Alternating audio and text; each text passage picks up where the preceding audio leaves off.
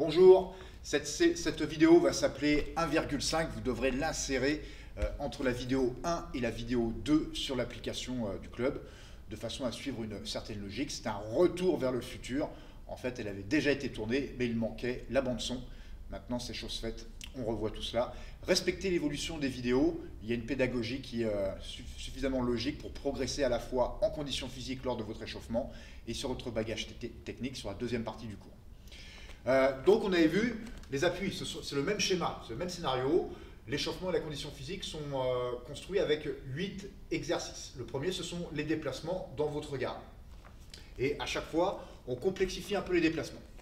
Ici, dans votre garde, les mains à hauteur du visage, les avant-bras relativement parallèles pour bien protéger le tronc et garder une distance de sécurité. Vos déplacements seront les suivants. À gauche, avant, à gauche, arrière. Puis à droite, avant, à droite, arrière. Cela représente une séquence et vous devrez la reproduire 8 fois de plus en plus vite, de façon à développer votre agilité sur les appuis et apprendre à être toujours disponible en termes d'atémie, de frappe, ou si vous êtes saisi pour des projections. Je le fais de dos par rapport à l'écran.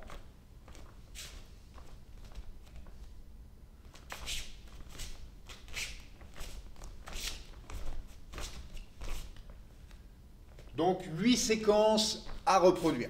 Votre deuxième exercice, c'est le déplacement au triangle. Alors, on avait vu la semaine dernière, ou du moins sur la vidéo 1, les déplacements se font en pas chassé autour du triangle qui est derrière moi. Ce que vous allez rajouter sur cette séance, c'est le sprawl. Le sprawl, c'est une technique qui nous permet d'éviter d'être projeté au sol. Certains types de combattants se jettent dans vos jambes, saisir au niveau du genou, pour vous projeter sur le dos. Il faut absolument éviter ce genre de situation. Et donc l'une des façons de faire, lorsqu'une personne se baisse pour vous saisir les jambes, c'est d'appuyer sur ses omoplates au niveau de la cage thoracique et de reculer loin ses jambes derrière. Sans partenaire, ça se matérialise de la façon suivante. On vient poser ses mains au sol et on ponte de cette façon. Et on remonte le plus vite possible. Vous allez pouvoir sprawler à chaque fois que vous vous trouvez ou régulièrement sur un sommet du triangle. C'est-à-dire ici, je me garde, je me déplace en pas chassé. Et je peux donc ici, sur cette pointe de triangle, placer un sprawl et remonter. À l'issue, vous avez le choix de partir sur votre gauche ou sur votre droite.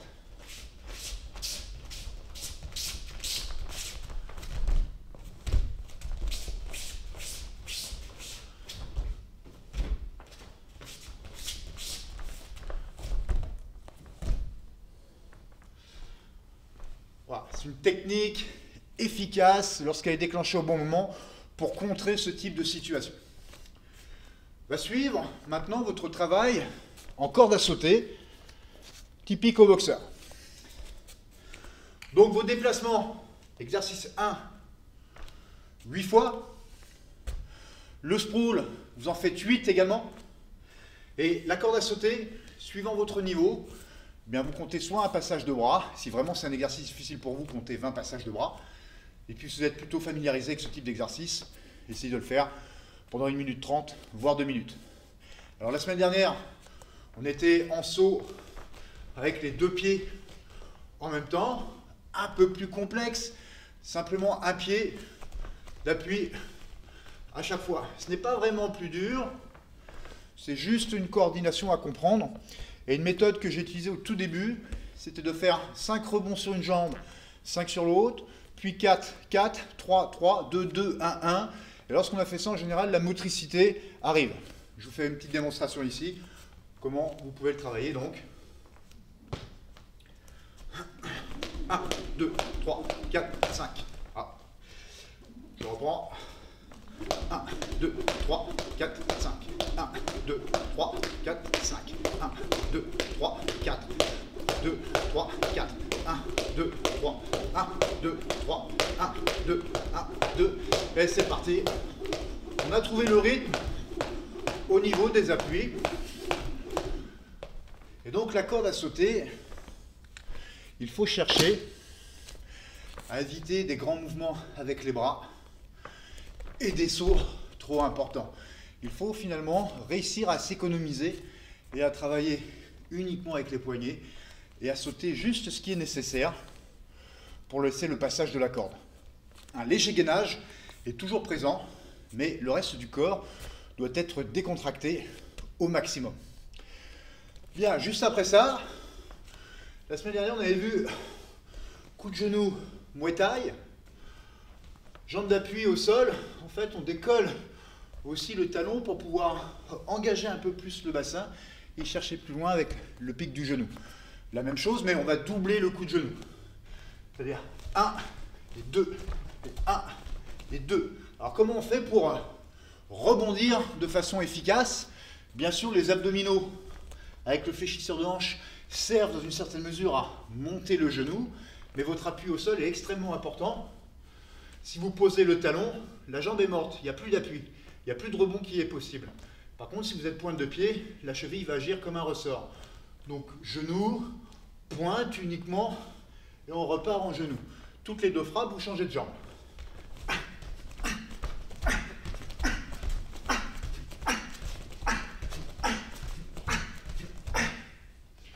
Le coup de genou n'est pas à négliger, c'est vraiment une arme extrêmement efficace en self-défense. Distances courtes, qui sont souvent les distances dans lesquelles on se trouve lors d'une altercation sur une phase d'intimidation. Donc tout ce qui va être coup de genou, coup de coude, et même pourquoi pas coup de tête, est relativement efficace. Et comme la distance est très courte, on a peu de temps de réagir. C'est souvent celui qui met la première frappe qui va l'emporter ici. Donc il faut éviter d'être à ce type de distance. Mais si on vient vous saisir pour vous étrangler, par exemple, le coup de genou sera particulièrement efficace pour vous dégager de la situation. Progression sur les squats. Alors on l'a vu la semaine dernière, la flexion des jambes, s'accroupir et remonter, les talons largeur du bassin. Vous devez vous efforcer à gagner en souplesse au niveau des chevilles, c'est-à-dire pouvoir descendre dans la partie basse du squat sans décoller les talons. L'évolution, c'est de rajouter un saut. Alors lorsque vous êtes en réception, ce ne sont pas les talons qui amortissent, bien sûr ils ne peuvent pas, mais la pointe du pied. Vous avez une souplesse globale du corps, les genoux amortissent en fléchissant la descente. On a toujours les abdominaux un peu serrés. On regarde en face de toi et on balance les bras. Le profil ici par rapport à vous. Donc inspirez en bas.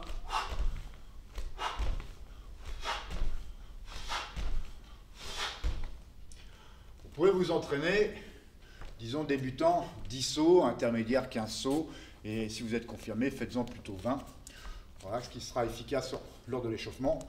Mais si vous faites une préparation physique, eh bien 3 tours des 8 exercices de l'échauffement, ça permettra de bien accentuer votre condition physique. Les pompes, on les a vues la semaine dernière sur les genoux. Et je vous ai dit, même si vous aviez un niveau avancé, respectez les étapes de chaque vidéo, même si parfois les exercices sont faciles, puisqu'ils vont monter progressivement en intensité. Donc ici, un seul genou au sol, et l'autre jambe est dans la continuité du corps. Ce qui vous prépare à comprendre le gainage, l'alignement, ce qui fait travailler un peu plus fort au niveau des bras, mais quoi qu'il en soit, l'exercice sera quand même accessible puisque la jambe, finalement, le poids de la jambe fait un balancier et il n'y a pas à forcer tant que ça pour remonter. Donc travaillez bien sur la forme de corps. Le buste et le bassin doivent rester face au talon.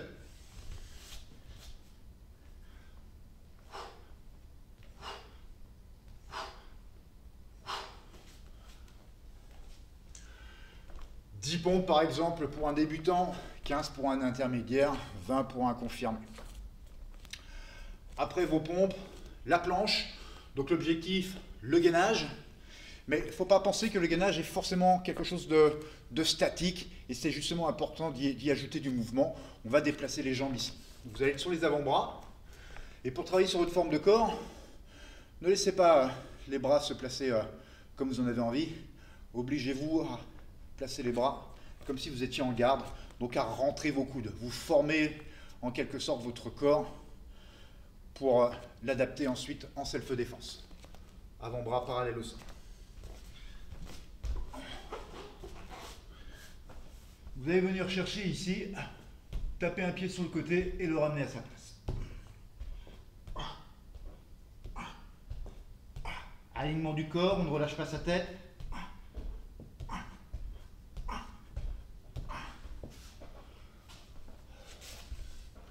Si l'exercice est dur, vous ne le faites que 10 fois. Si vous êtes intermédiaire, 16. Et confirmé 20 fois. Allez taper 20 fois avec le pied. C'est faisable, hein, largement faisable. Et ça rend le gainage un peu plus intéressant, notamment pour les obliques. Votre dernier exercice du circuit, enrouler du bassin. Objectif, solliciter les abdominaux en ramenant les genoux vers la poitrine. Donc ce que vous allez faire, c'est juste effleurer le sol avec le plat des pieds et chercher donc à décoller le bassin pour pouvoir amener vos genoux à hauteur du buste.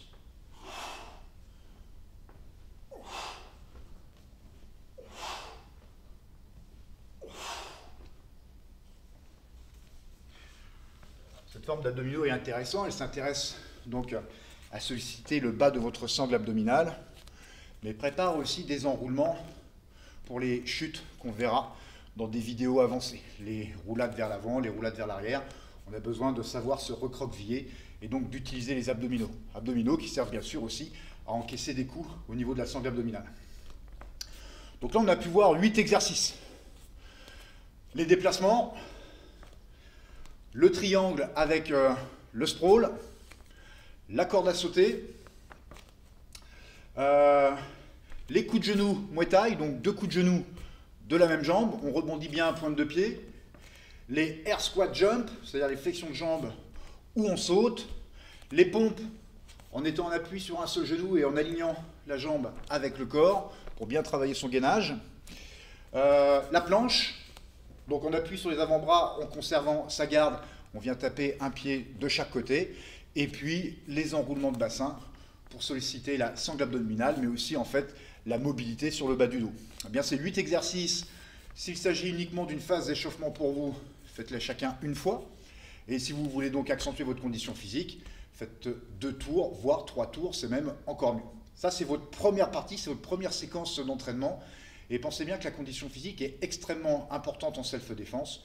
Tout simplement pourquoi? Parce que lorsqu'on rentre dans la zone rouge, ça simule de façon artificielle une phase de stress, par exemple lorsqu'on se fait insulter ou bousculer.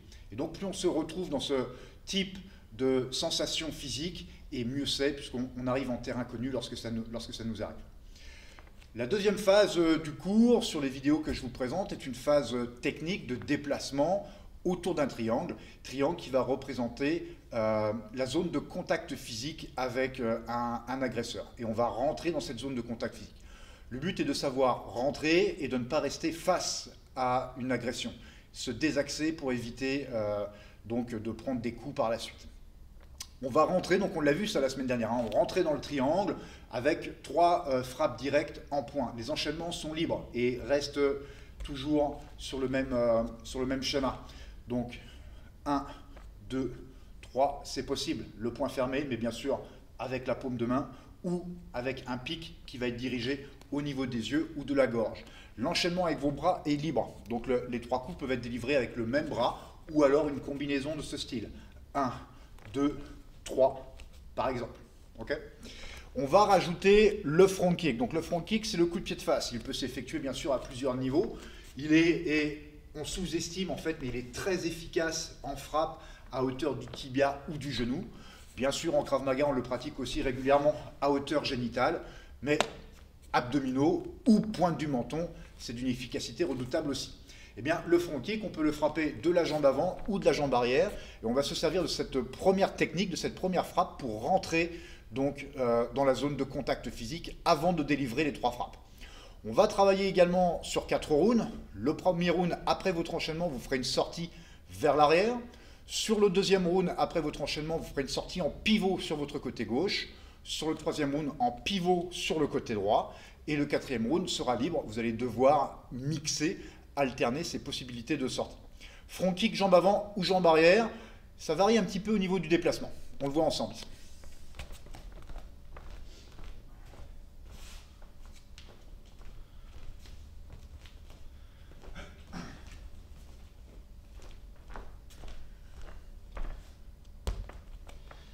Bon, je me déplace autour de l'agresseur ici et je décide de rentrer un front kick de la jambe avant, donc hauteur des abdos, et je rentre dans la zone. Au moment où vous posez le pied, c'est l'idéal ici de placer une première frappe de poing, donc bras avant ou bras arrière, Et au retour de ce bras en garde, votre jambe arrière va revenir un peu sur le chemin, de façon à retrouver votre position classique. Retour en garde du bras, et je délivre mes 2 autres frappes qui suivent. Premier round, sortie vers l'arrière. Je me place le profil par rapport à vous. Donc mon front kick de la jambe avant, 1. Quand je vais poser mon pied, mon écart, bien sûr, il est un peu plus grand. On l'a déjà vu sur nos déplacements. Et la pose du pied donc, coïncide avec une première frappe. Frappe. Ici. Au retour de mon bras en garde, j'ai mon retrait de jambe arrière et ça me permet de délivrer mes autres frappes. Et sortie.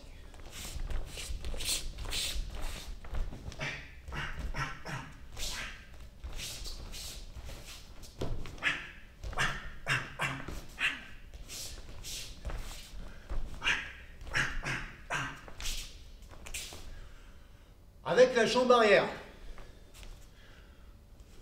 on pourrait avancer d'un pas. Mais je vous propose de rester dans votre garde. C'est-à-dire, si vous frappez avec la jambe arrière, vous la reposez en arrière. Mais ne revenez pas dans votre position de départ, mais en mi-distance, de façon à pouvoir ensuite pousser avec votre jambe pour aller chercher vos frappes.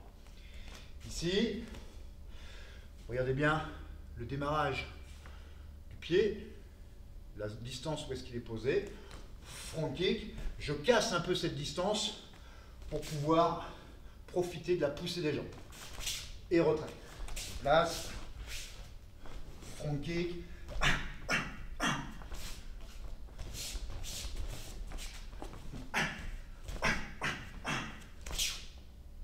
Ok, pour l'enchaînement, ce qui va changer sur le deuxième round, donc, c'est le pivot sur votre jambe gauche.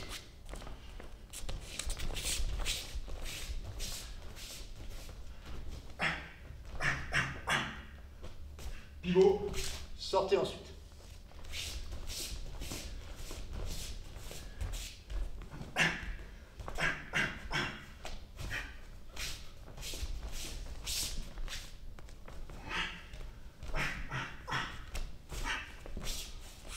Bien. Troisième round, pivot sur votre côté droit.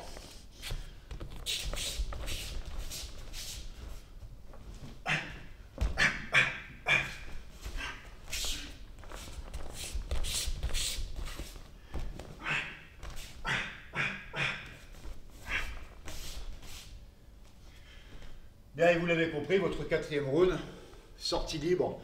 Habituez-vous à mixer les possibilités de sortie, ce qui va vous ouvrir, en fait, en situation, différentes opportunités. Entraînez-vous comme un boxeur. Des rounds de 3 minutes, avec 1 minute de pause. Voilà ce qui conclura cette séquence de vidéo 1.5, retour vers le futur. Je vous dis donc à bientôt pour la vidéo numéro 4.